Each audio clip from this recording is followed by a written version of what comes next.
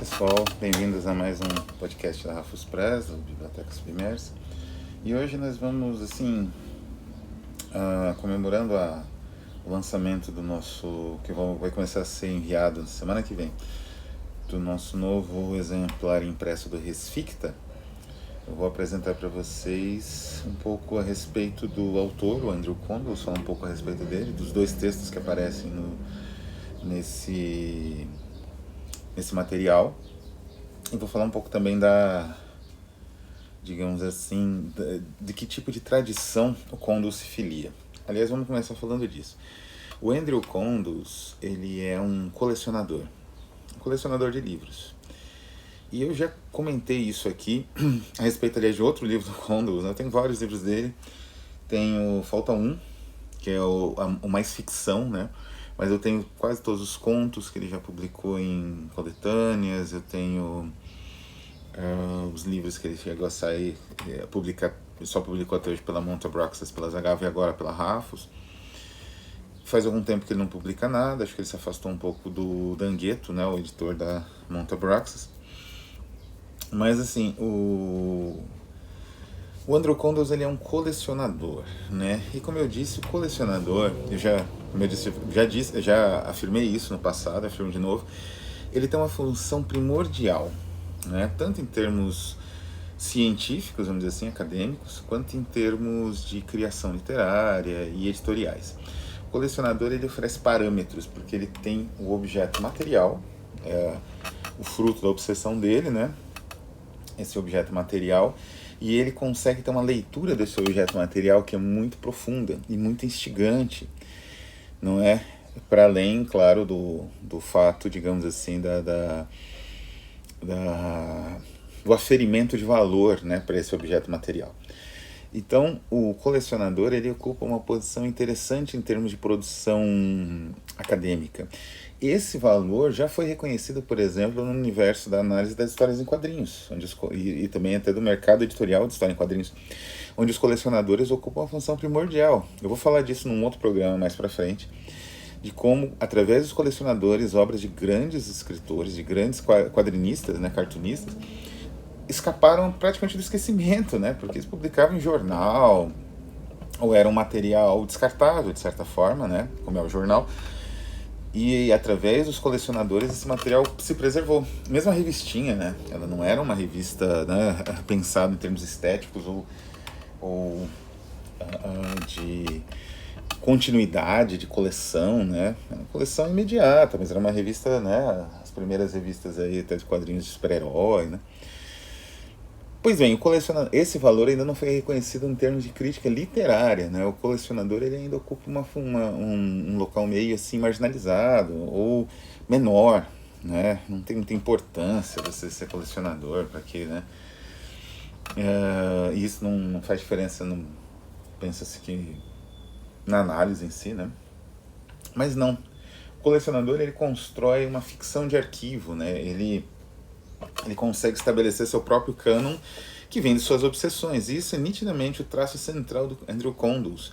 Ele construiu uma obra literária, ensaística e ficcional.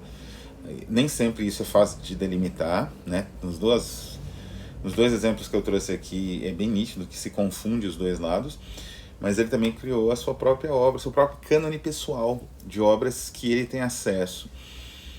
Muitas vezes difícil, não é? São obras de país, publicadas em país ou de idiomas que não são fáceis, né, de você ter acesso, e ele teve, e isso faz com que essas obras tenham um outro valor, né? Ele não tem o valor do canônico nem escolar, nem determinado pela academia, né?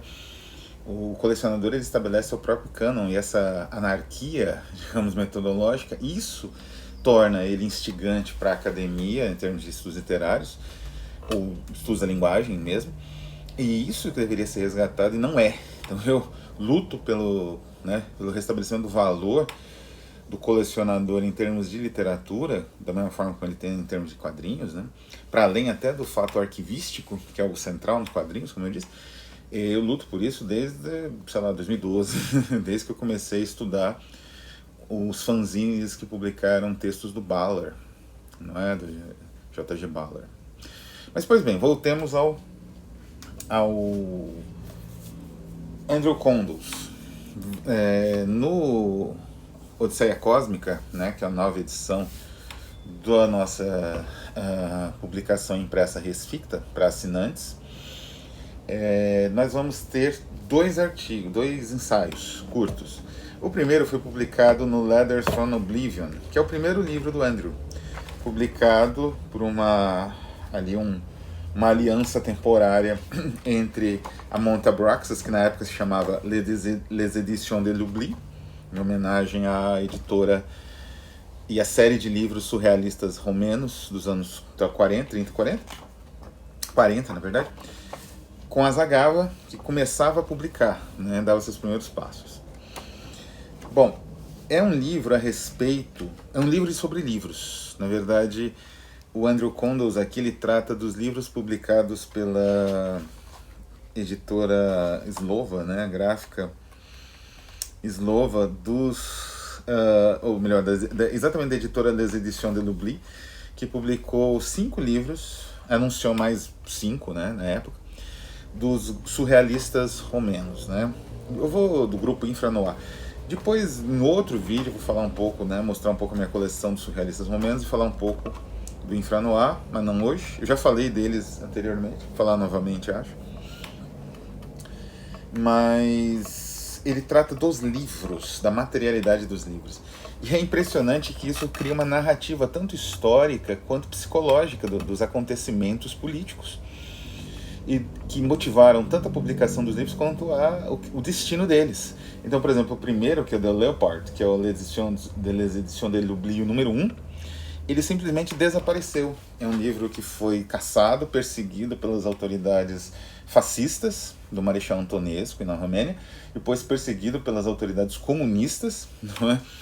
E é um livro que aparentemente existe um fragmento, que é fácil até de encontrar na internet, do Leoparda, Poema em Leoparda, e de um livro que foi escrito em uma linguagem inventada pelo Trost, que era um dos membros, né, Dolf Trost, e se não me engano pelo Gerazim Luca, ou só pelo Luca, agora não estou recordando, e não, foi pelo Teodoresco, Virgil Teodoresco, e com ilustrações do Trost, baseado nas teorias surrealistas do Trost. É um livro espetacular, né? E ele praticamente desapareceu. Tem um fragmento que sobreviveu e um desenho que ele descreve, né? O Condos, ele menciona e ele teve acesso, mas ele não reproduz, né? Então, é por aí. Ele vai descrevendo um a um dos livros editados pela Édition de l'Oubli original, da Romênia. Não é? O segundo é O Amor, do Gerazim Luca. O terceiro é o catálogo da exibição do Infranoir. O quarto é O Vampiro Passivo, do Luca, famoso, né? Célebre. O quinto é o livro dos sonhos, né? Do Dolf Trost, que é a cristalografia dos sonhos, é o La Vision dans le Cristal. E o último é o ensaio de arte do Trost. Depois tem uma lista dos livros não publicados, né?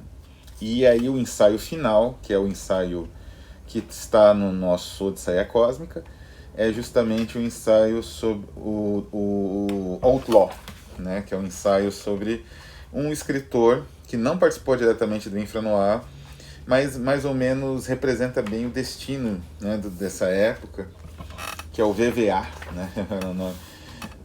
Ele tinha VVM, que é o Martinesco, né?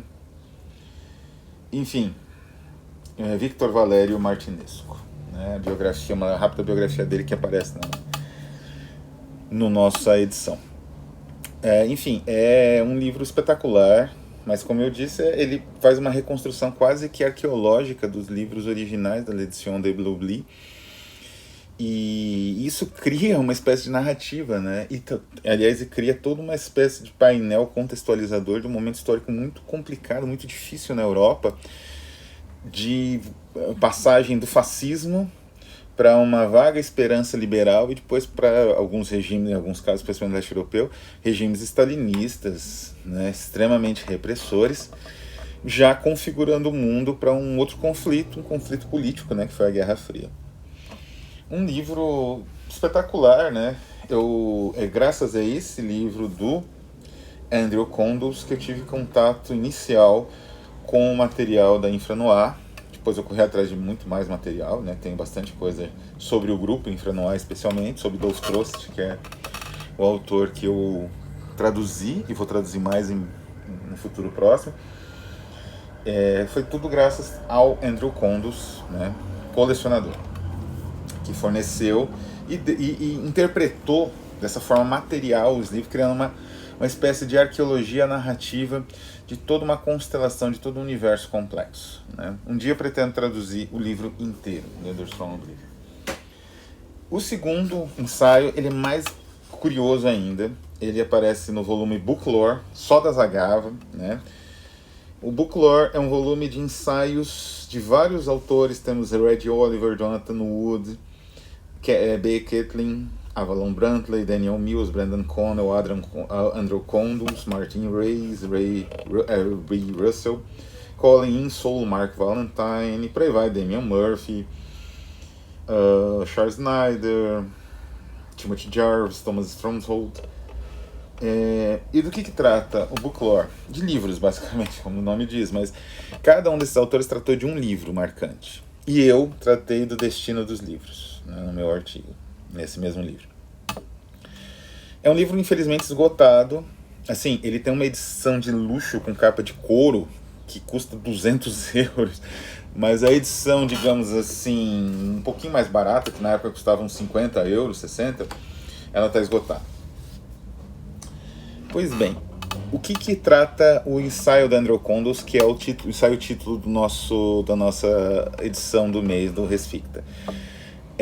Space Odyssey, ou Odisseia Cósmica, que é o nome de na verdade é um ensaio que trata de um livro do Jean Kresadlo, que eu já comentei anteriormente aqui nesse canal, pretendo comentar de novo no futuro talvez, se chama Astronautila, que é uma espécie de Odisseia Cósmica, literalmente.